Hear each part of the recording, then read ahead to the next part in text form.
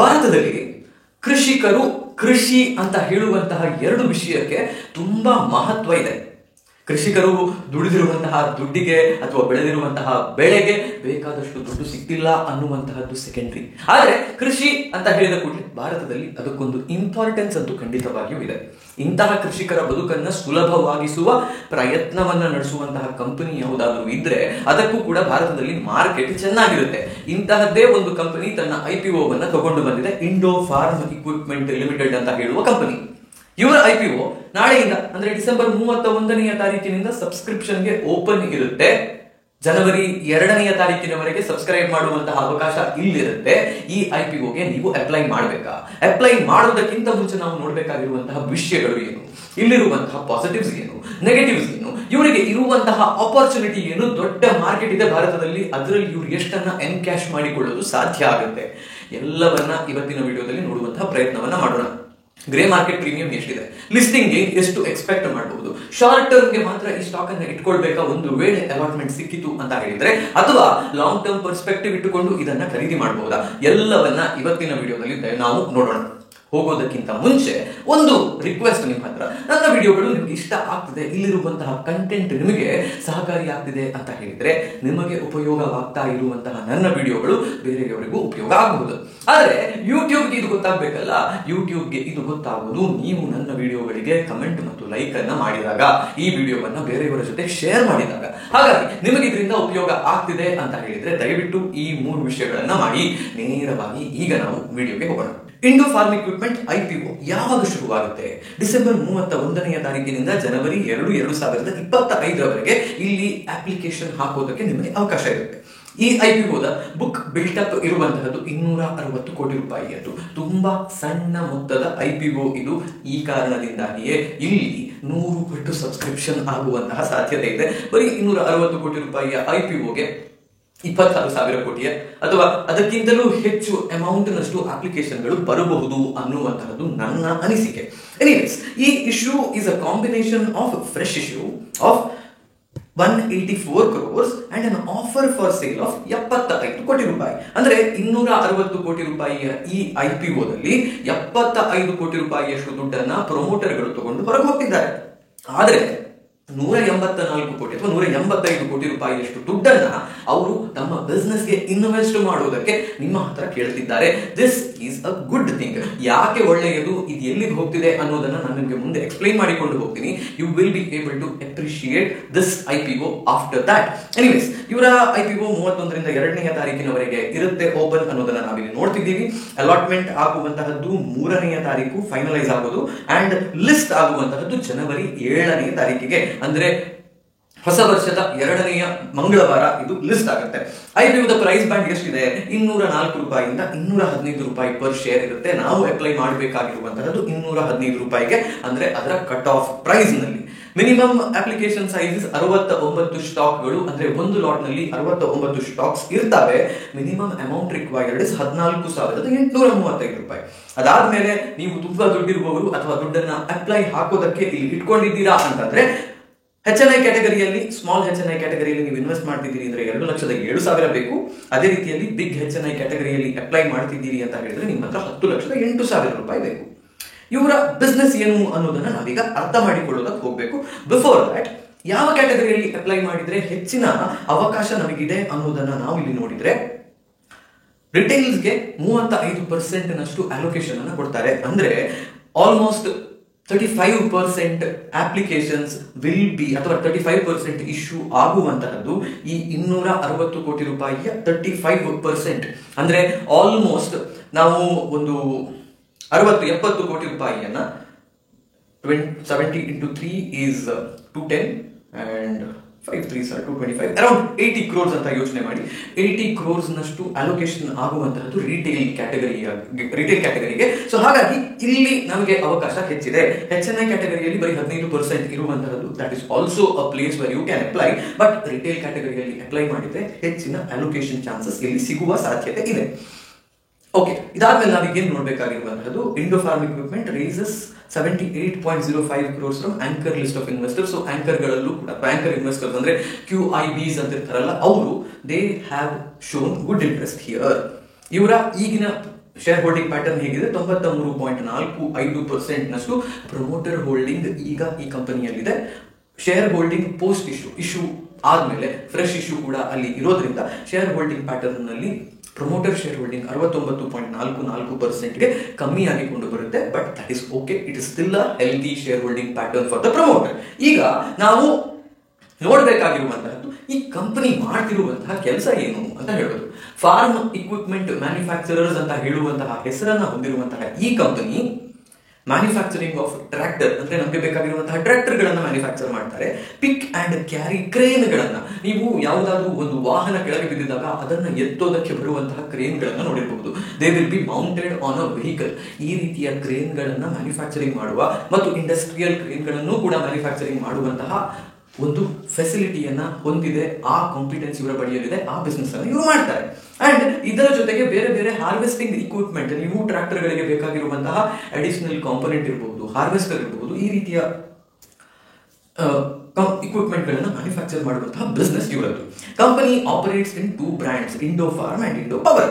ಎರಡು ಬೇರೆ ಬೇರೆ ಬ್ರ್ಯಾಂಡ್ ಗಳನ್ನ ಇವರು ನಡೆಸ್ತಾರೆ. ಇಂಡೋ ಫಾರ್ಮ್ ಮತ್ತು ಇಂಡೋ ಪವರ್ ಅಂತ ಹೇಳುವಂತಹದ್ದು. ಎಕ್ಸ್ಪೋರ್ಟ್ ಕೂಡ ಇವರು ಮಾಡ್ತಾರೆ ಫಾರ್ಮ್ ಇಕ್ವಿಪ್ಮೆಂಟ್ ಗಳದ್ದು. ಇವರ ಎಕ್ಸ್ಪೋರ್ಟ್ ಬಿಸ್ನೆಸ್ ಇದೆ ಅಂತ ಇಲ್ಲಿ ಹೇಳಿದ್ರು ಕೂಡ 93% ಇವರ ರೆವೆನ್ಯೂ ಬರ್ತಿರುವಂತಹದ್ದು ಭಾರತದಿಂದ, 7% ರೆವೆನ್ಯೂ ಮಾತ್ರ ಎಕ್ಸ್ಪೋರ್ಟ್ ನಿಂದ ಬರ್ತಿದೆ. ಇವರೆಲ್ಲಿಗೆಲ್ಲ ಎಕ್ಸ್ಪೋರ್ಟ್ ಮಾಡ್ತಾರೆ? ನೇಪಾಳ್ಗೆ ಎಕ್ಸ್ಪೋರ್ಟ್ ಮಾಡ್ತಾರೆ, ಸಿರಿಯಾ, ಸುಡಾನ್, ಬಾಂಗ್ಲಾದೇಶ್ ಮತ್ತು ಮಯನ್ಮಾರ್ ನಂತಹ ದೇಶಗಳಿಗೆ ಎಕ್ಸ್ಪೋರ್ಟ್ ಮಾಡ್ತಾರೆ. ಇಲ್ಲಿ ನೀವು ಆಲೋಚನೆ ಮಾಡಬೇಕಾಗಿರುವಂತಹದ್ದು ಬಾಂಗ್ಲಾದೇಶದ ಎಕ್ಸ್ಪೋರ್ಟ್ ಎಷ್ಟಿದೆ ಅನ್ನೋದನ್ನ ನಾವು ನೋಡಬೇಕು. Because that is one place where we may C fall in export numbers from this year. ಯಾಕೆ? ಭಾರತ ಮತ್ತು ಬಾಂಗ್ಲಾದೇಶದ ನಡುವೆ ರಿಲೇಶನ್ಶಿಪ್ ಚೆನ್ನಾಗಿಲ್ಲ, ಈಗ ಇನ್ನೂ ಡಿಟೀರಿಯರೇಟ್ ಆಗ್ತಿದೆ. ಈ ಕಾರಣದಿಂದಾಗಿ ನಮ್ಮ ಎಕ್ಸ್ಪೋರ್ಟ್ಸ್ ಇಂಪ್ಯಾಕ್ಟ್ ಆಗಬಹುದು. ಬಟ್ ನಾನು ಅದನ್ನ ಆಲ್ರೆಡಿ ಮಾಡಿದ್ದೀನಿ. ತುಂಬಾ ದೊಡ್ಡ ಮಟ್ಟಿನ ಇಂಪ್ಯಾಕ್ಟ್ ಬಾಂಗ್ಲಾದೇಶದ ಎಕ್ಸ್ಪೋರ್ಟ್ ಕಮ್ಮಿ ಆದ್ರೂ ಕೂಡ ಈ ಬಿಸ್ನೆಸ್ಗೆ ಆಗೋದಿಲ್ಲ. That is good. ಈಗ ಈ ಕಂಪನಿ ಟ್ರ್ಯಾಕ್ಟರ್ ಗಳನ್ನ ಮ್ಯಾನುಫ್ಯಾಕ್ಚರ್ ಮಾಡುತ್ತೆ ಅಂತ ಹೇಳಿದ್ದೆ. ಯಾವ ರೀತಿಯ ಟ್ರ್ಯಾಕ್ಟರ್ ಗಳನ್ನ ಮ್ಯಾನುಫ್ಯಾಕ್ಚರ್ ಮಾಡುತ್ತೆ? 16 HP ಹಾರ್ಸ್ ಪವರ್ ನ ಸಣ್ಣ ಟ್ರ್ಯಾಕ್ಟರ್ ಗಳಿಂದ ಶುರು ಮಾಡಿಕೊಂಡು 110 HP ದೊಡ್ಡ ಟ್ರ್ಯಾಕ್ಟರ್ ಗಳವರೆಗೆ ಮ್ಯಾನುಫ್ಯಾಕ್ಚರಿಂಗ್ ಮಾಡುವಂತಹ ಕೆಪಾಸಿಟಿಯನ್ನು ಇವರು ಹೊಂದಿದ್ದಾರೆ. Pick and carry cranes ranging from 9 to 30 tons. So versatile ಆಗಿರುವಂತಹ ಪ್ರಾಡಕ್ಟ್ ಬೇಸ್ ಗಳನ್ನ ಇವರು ಹೊಂದಿದ್ದಾರೆ. ಸಣ್ಣ ರೈತರಿಗೆ ಬೇಕಾಗಿರುವಂತಹ ಟ್ರ್ಯಾಕ್ಟರ್ ನಿಂದ ಹಿಡಿದು ದೊಡ್ಡ ರೈತರಿಗೆ ಬೇಕಾಗಿರುವಂತಹ ಟ್ರ್ಯಾಕ್ಟರ್ ನವರೆಗೆ, ಸಣ್ಣ ವೇಟ್ ಅನ್ನ ಲಿಫ್ಟ್ ಮಾಡುವಂತಹ ಟ್ರ್ಯಾಕ್ಟರ್ ನಿಂದ ಹಿಡಿದು ದೊಡ್ಡ ವೇಟ್ ಅನ್ನ ಲಿಫ್ಟ್ ಮಾಡುವಂತಹ ಟ್ರ್ಯಾಕ್ಟರ್ ನವರೆಗೆ ಮ್ಯಾನುಫ್ಯಾಕ್ಚರಿಂಗ್ ಮಾಡುವಂತಹ ಎಕ್ಸ್ಪರ್ಟೀಸ್ ಇವರ ಬಳಿಯಲ್ಲಿದೆ.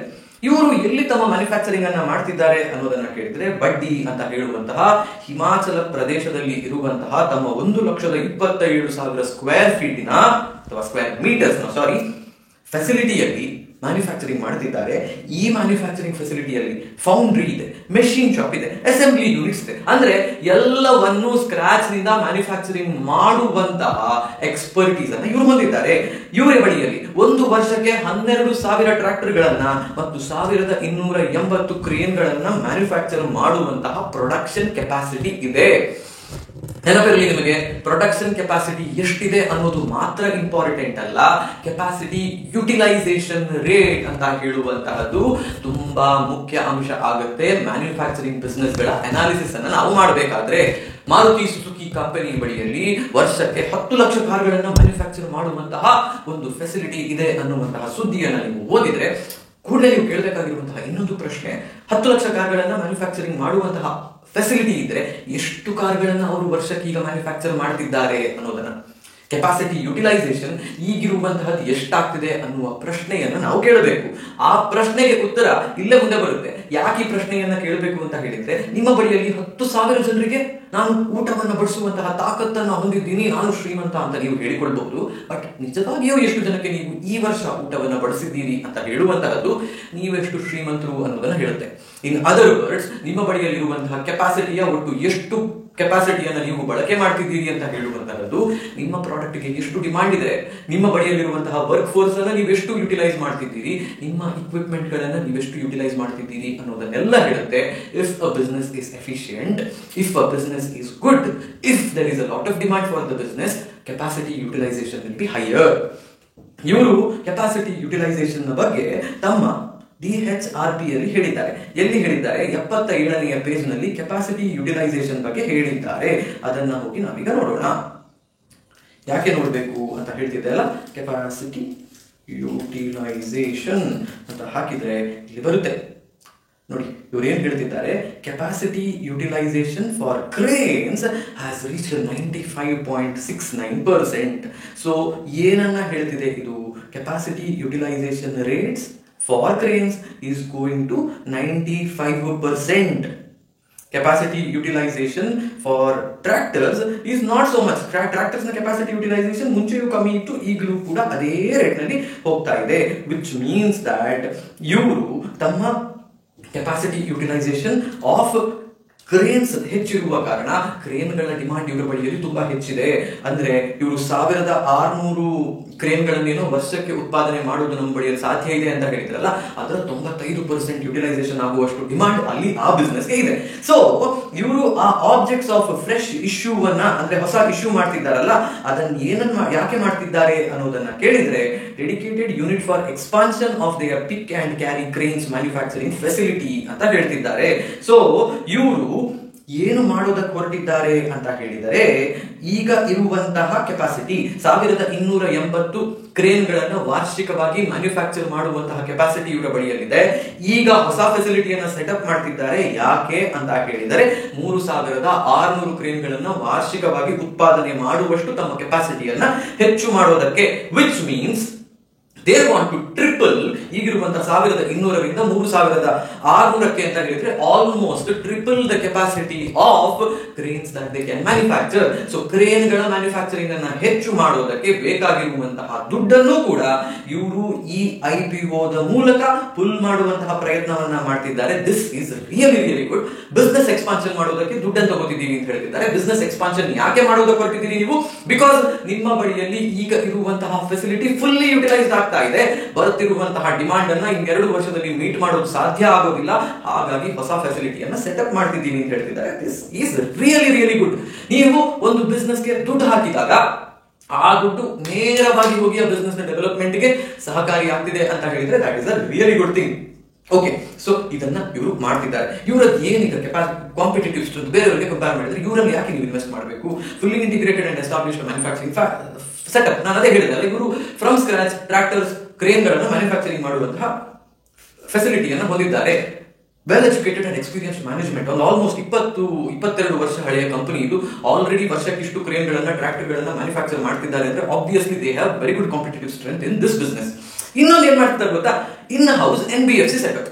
ಇವರದೊಂದು NBFC ಇದೆ, ನಾನ್ ಬ್ಯಾಂಕಿಂಗ್ ಫೈನಾನ್ಷಿಯಲ್ ಕಾರ್ಪೊರೇಷನ್ ಅಂತ ಹೇಳುವಂತಹದ್ದು. ನಮಗೊಂದು ಟ್ರಾಕ್ಟರ್ ಅನ್ನ ಖರೀದಿ ಮಾಡಬೇಕು, 2 ಎಕರೆ ಜಮೀನು ನಿಮ್ಮ ಬಳಿಯಲ್ಲಿದೆ, ಬಟ್ ಅದನ್ನು ತಗೊಳ್ಳೋದಕ್ಕೆ ನಿಮ್ಮ ಹತ್ರ ಬೇಕಾದಷ್ಟು ದುಡ್ಡಿಲ್ಲ.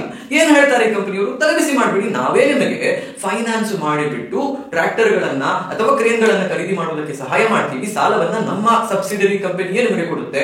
ನೀವು ಟ್ರಾಕ್ಟರ್ ಅನ್ನ ತಗೊಳ್ಳಿ ನಮ್ಮ ಬಳಿಯಲ್ಲಿ, ಸಾಲವನ್ನ ಮತ್ತೆ ತಿಳಿಸ್ಕೊಂಡು ಹೋಗಿ ಅಂತ ಹೇಳುತ್ತೆ. So that is also really good. ನೀವು ಕ್ರೇನ್ ಮಾರಾಟ ಮಾಡ್ತಿದ್ದೀರಿ, ಸಾಲವನ್ನ ಕೊಡ್ತಿದ್ದೀರಿ, ಸಾಲದ ಮೇಲೆ ಇಂಟ್ರೆಸ್ಟ್ ಸಿಗ್ತಾ ಇದೆ ನಿಮಗೆ. ಯು ಆರ್ ಒಂದು ಕಲ್ಲಲ್ಲಿ 2 ಹಕ್ಕಿಯನ್ನು ಹೊಡಿತಿದ್ದೀರಿ. ನಿಮ್ಮ ಸೇಲ್ಸ್ ಹೆಚ್ಚಾಗ್ತಿದೆ, ಇಲ್ಲಿ ಸಬ್ಸಿಡರಿ ಕಂಪನಿಯಲ್ಲೂ ಕೂಡ ಸೇಲ್ಸ್ ಹೆಚ್ಚಾಗ್ತಾ ಇದೆ. So one of the things which we need to consider is ಈ NBFC ಯ ಓವರ್ ಆಲ್ ಏನನ್ನೋದು ನಾನ್ ಪರ್ಫಾರ್ಮಿಂಗ್ ಆಸೆಟ್ಸ್ ಎಷ್ಟಿದೆ ಅನ್ನೋದನ್ನೆಲ್ಲ ನೋಡಬೇಕು. Will not do that now. Okay, so ಏನು ಇದರೊಟ್ಟಿಗೆ ಇರುವಂತಹದ್ದು ಇನ್ನೊಂದು product acceptability in multiple countries and wide variety of financial institutions. ಬೇರೆ ಕಡೆಗಳಿಗೆ ಎಕ್ಸ್ಪೋರ್ಟ್ ಕೂಡ ಮಾಡ್ತಿದ್ದಾರೆ. ಆಯ್ತು, ಇಷ್ಟೆಲ್ಲ ಕತೆ ಹೊಡೆದಾಯ್ತು. ಈಗ ಮುಖ್ಯ ವಿಷಯಕ್ಕೆ ಬರೋಣ. ದಂಧೆಗೆ Baat ಬತಾವೋ.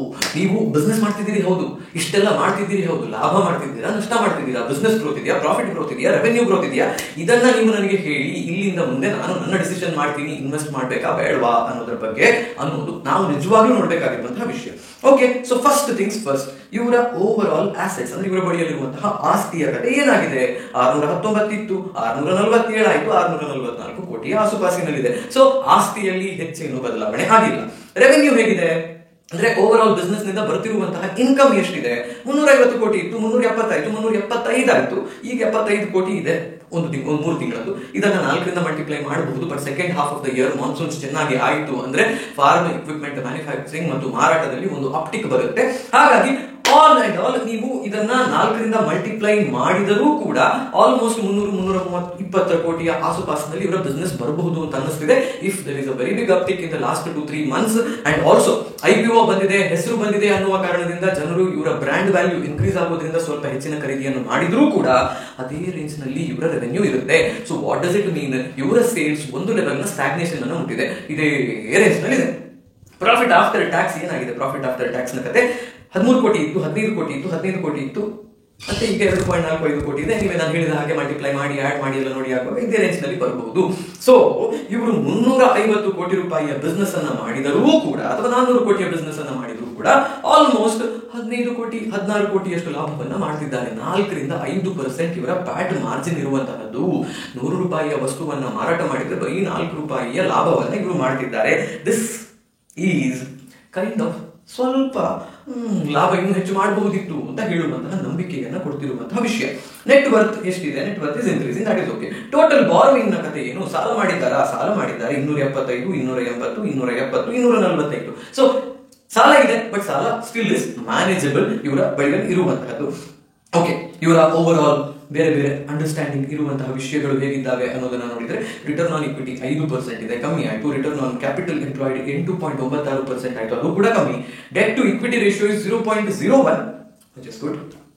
Return on net worth 4.92% ಇದೆ, ಅದು ಕೂಡ ಸ್ವಲ್ಪ ಕಮ್ಮಿಯೇ. ಪ್ಯಾಟ್ ಮಾರ್ಜಿನ್ 4.16% ಕಮ್ಮಿ ಇತ್ತು ಅಂತ ನಾನು ಹೇಳಿದ್ದೆ, that is also bad. But price to book value 2.55 ಈಗ ಪ್ಯೂರ್ ಕಂಪ್ಯಾರಿಸನ್ ಬರುತ್ತೆ. ಅಲ್ಲಿ ನಾವು ನೋಡ್ತೀವಿ this is a company which is coming with lowest PB ratio. ಆದರೆ EPS ಮತ್ತು PE ರೇಷಿಯೋವನ್ನು ಕೂಡ ನಾವು ನೋಡಬೇಕು. EPS is 2.04 which is less. PE ratio is 105 ರೂಪಾಯಿ per share, which is very price to earnings, so it is not rupees, but 105 PE ಇದೆ, which is quite high because ಬೇರೆಯವರು ಎಲ್ಲರನ್ನು ಕಂಪೇರ್ ಮಾಡಿದ್ರೆ ಇವರ PE ರೇಷಿಯೋ ಹೆಚ್ಚಿದೆ. So first ನಾವು ಏನ್ ಮಾಡೋಣ, ಇವರ ಪ್ಯೂರ್ ಕಂಪ್ಯಾರಿಸನ್ ಮಾಡೋಣ. ಎಸ್ಕಾರ್ಟ್ಸ್ ಕುಬಾಟಾ ಮತ್ತು ಆಕ್ಷನ್ ಕನ್ಸ್ಟ್ರಕ್ಷನ್ ಇಕ್ವಿಪ್ಮೆಂಟ್ ಲಿಮಿಟೆಡ್ ನ ಜೊತೆಯಲ್ಲಿ ಕಂಪ್ಯಾರಿಸನ್ ನಡೆದಿದೆ. ಬೇರೆಯವರ ಜೊತೆಯಲ್ಲಿ ಕಂಪೇರ್ ಮಾಡಿದ್ರೆ EPS ನೋಡಿ, ಎಸ್ಕಾರ್ಟ್ಸ್ 96 ರೂಪಾಯಿ ಇದೆ, ಆಕ್ಷನ್ ಕನ್ಸ್ಟ್ರಕ್ಷನ್ ಇಕ್ವಿಪ್ಮೆಂಟ್ 27 ಇದೆ, ಇವರದ್ದು 4.15 ರೂಪಾಯಿ ಇದೆ, which is on the lower side. 100ರ PE ರೇಷಿಯೋ ಇತ್ತು ಅನ್ನೋದನ್ನ ನಾವು ನೋಡಿದ್ವಿ. ಪ್ಯೂರ್ ಕಂಪ್ಯಾರಿಸನ್ ಮಾಡುವಾಗ ಉಳಿದವರದ್ದು 36 ಮತ್ತು 47 ಇದೆ, ಇವರದ್ದು 105 ಇದೆ ಅಥವಾ 100ರ ಮೇಲಿದೆ ಅಂತ ಹೇಳಿದ್ರೆ this is an expensive IPO. This is listing at an expensive price, ಅಥವಾ ಇಶ್ಯೂ ಪ್ರೈಸ್ ತುಂಬಾ ಎಕ್ಸ್ಪೆನ್ಸಿವ್ ಆಗಿದೆ. But having said that, price to book value ಅನ್ನು ನೀವು ನೋಡಿದ್ರೆ ಆಕ್ಷನ್ ಇಕ್ವಿಪ್ಮೆಂಟ್ 10 ಇದೆ, ಇವತ್ತು 2.28 ಇದೆ, ಅಂಡ್ ಇಂಡೋ ಫಾರ್ಮ್ ಇಕ್ವಿಪ್ಮೆಂಟ್ 2.25 ಇದೆ, which is the lowest. So in comparison with peers this is an expensive IPO. But ಈಗಿರುವ ಮಾರ್ಕೆಟ್ ಕಂಡೀಷನ್ ಅಲ್ಲಿ ಈ ಎಕ್ಸ್ಪೆನ್ಸಿವ್ IPO ಕೂಡ ಓವರ್ ಸಬ್ಸ್ಕ್ರಿಪ್ಷನ್ ಅನ್ನು ಹೊಂದುತ್ತೆ, ಲಿಸ್ಟಿಂಗ್ ಗೇನ್ ಅನ್ನು ಹೊಂದುತ್ತೆ ಅಂತ ಹೇಳುವಂತಹದ್ದು ವಿಶಿಷ್ಟ ಮತ್ತು ವಿಚಿತ್ರವಾಗಿರುವಂತಹ ವಿಷಯ.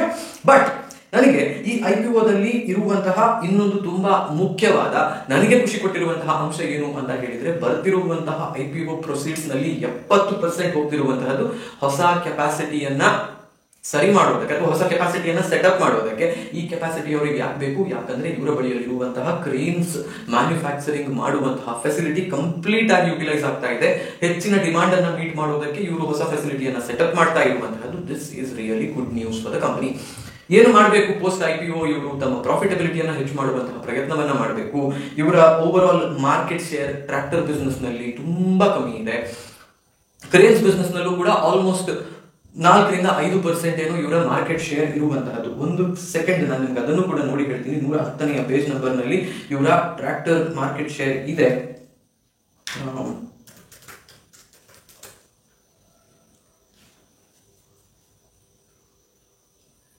12,000 ಓಕೆ.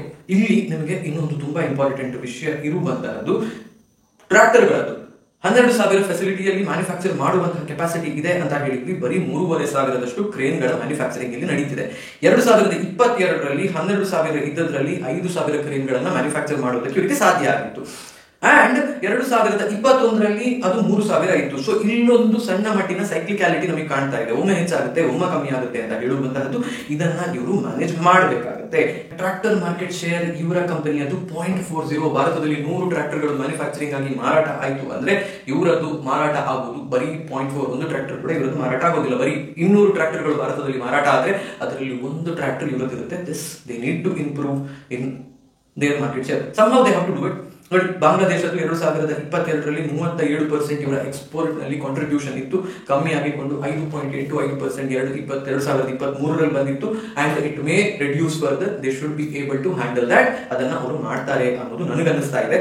ಸೊ ಓವರ್ ಆಲ್ ಈ IPO ಬಗ್ಗೆ ನೀವು ನನ್ನ ಬಳಿಯಲ್ಲಿ ಕೇಳಿದ್ರೆ I am going to apply to this IPO. ನನ್ನ ಫ್ಯಾಮಿಲಿ ಅಕೌಂಟ್ಸ್ ನಿಂದ ಕೂಡ ಇದಕ್ಕೆ ಅಪ್ಲೈ ಮಾಡ್ತೀನಿ ನಾನು, because I see that there is a good listing gain possibility. Oversubscription ಕೂಡ ಆಗುತ್ತೆ. 35 ರಿಂದ 37% ನಷ್ಟು ಗ್ರೇ ಮಾರ್ಕೆಟ್ ಪ್ರೀಮಿಯಂ ಸದ್ಯದಲ್ಲಿ ನಡೀತಾ ಇದೆ. ಇದು ಇನ್ನೂ ಹೆಚ್ಚಾಗಬಹುದು, ಕಮ್ಮಿ ಆಗಬಹುದು, but overall this looks like a good stock to buy for a short term as well as the long term. ಆದ್ರೆ ಇದನ್ನ ಫೈನಾನ್ಷಿಯಲ್ ಅಡ್ವೈಸ್ ಅಂತ ಹೇಳಿ ನೀವು ಕನ್ಸಿಡರ್ ಮಾಡಬಾರದು. ದಯವಿಟ್ಟು ನಿಮ್ಮ ಫೈನಾನ್ಷಿಯಲ್ ಅಡ್ವೈಸರ್ ಬಳಿಯಲ್ಲಿ ಮಾತಾಡಿ, ಅವರ ಒಪಿನಿಯನ್ ಅನ್ನ ಕೇಳಿ ಮತ್ತೆ ನಿಮ್ಮ ಇನ್ವೆಸ್ಟ್ಮೆಂಟ್ ಜರ್ನಿಯನ್ನ ಮುಂದುವರಿಸಿ. ಈ ವಿಡಿಯೋ ನಿಮ್ಗೆ ಇಷ್ಟ ಆಯ್ತು ಅಂತ ಯೋಚನೆ ಮಾಡ್ತೀನಿ. ಇಷ್ಟ ಆಗಿದ್ರೆ ಟ್ರ್ಯಾಕ್ಟರ್ ಅಂತ ಕಮೆಂಟ್ ಮಾಡಿ. ಇವತ್ತಿನ ವಿಡಿಯೋವನ್ನು ಇಲ್ಲಿಗೆ ಮುಗಿಸುವಂತಹ ಸಮಯ ಬಂದಿದೆ. ಹೋಗಿ ಬರ್ತೀನಿ. ನಾನು ನಿಮ್ಮ ಆಶೀಶ್ ಸರಟ್ಟ.